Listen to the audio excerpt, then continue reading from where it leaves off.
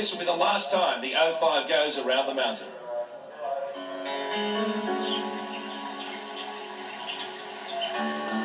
It's a special place, Mount Panorama. For more than 3 decades, the world's best drivers and teams have tried to master its unique challenge. But only one man can still claim the title of Mountain Master. His name is Brock. To the Bathurst fans, he's the Messiah. For them, Brock worshipping is a religion. It matters not that 10 long years have passed since their hero last drove a V8 to victory lane. At 52 years of age, the man is still fit, focused and fast, leaving the faithful to wonder why he's calling it quits. Well, I've just got so many other things to do with my life.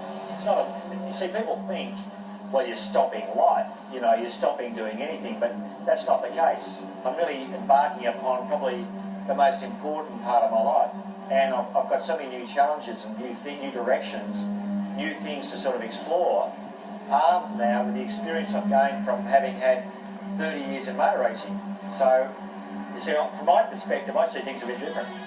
Brock has won more Bathurst Enduros than any other driver, some due to luck, others through arrogant mastery. After 3 decades, Brock, General Motors and Bathurst have become synonymous with success. Yet, ironically, Brock rates his victory at the height of his ugly bust-up with GMH as his greatest Bathurst win. 87 would probably be the most special one because I had an enormous level of adversity being sort of thrust upon me at that time. The car broke, I had all sorts of dramas happening. I had a very good, great band of loyal sort of supporters out there who worked on the cars and helped me get it up there. And to have won that race, despite all the trials and tribulations, was, in retrospect, a rather extraordinary weekend. I had to sit back and, after all, go, wow, life's thrown me a few curveballs at times, but that was a ripper. 30 years at the top has failed to dampen Brock's enthusiasm for his craft. The eyes still burn with intensity, the commitment absolute. The challenge of squeezing maximum performance from a touring car remains a fascination.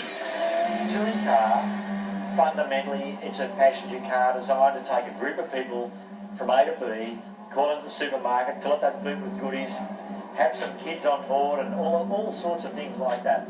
So you know you're going to be driving a compromise, and you have to be prepared to accept that and drive around those problems. Okay, here's the game. The car isn't that special.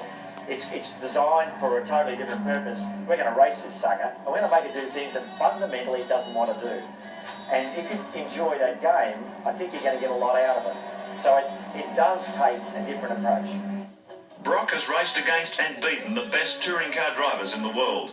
On the special strip of Bathurst bitumen he likes to call his own, there's been no end of tough opponents. But Brock continues to place one driver on a pedestal. Through absolutely showing incredible levels of application to the task, Alan Moffat would have to win it. He very fair to race against. He's the sort of fellow that you'd rub fenders with, you know, over a long distance race.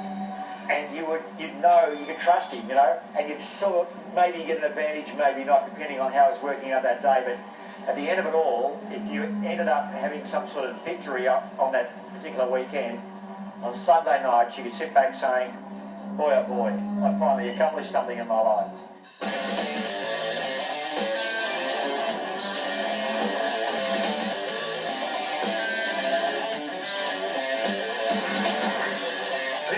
Inspiration to many youngsters, none more so than his son James. In a fitting tribute to his famous father, James built an exact replica of the Holden-engined Austin A30 sports sedan that Peter and his father Jeff built on the family farm 3 decades before. Inspiring young people to have a go is one of Peter Brock's burning passions, something he plans to devote a lot more time to in retirement. He says a career in motor racing has taught him an awful lot about life and respect for his chosen sport. You'd say, is it a science or an art?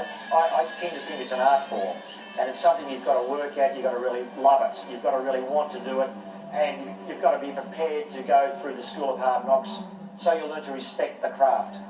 If it's all too easy for you, it's a bit handed to you on a platter, I don't think you quite understand what it all means, because you're going to, you know, someone's going to pull a rug from under you sometime in your life, and you've got to know how to cope with that and to get back up again and to be able to perform at your very peak.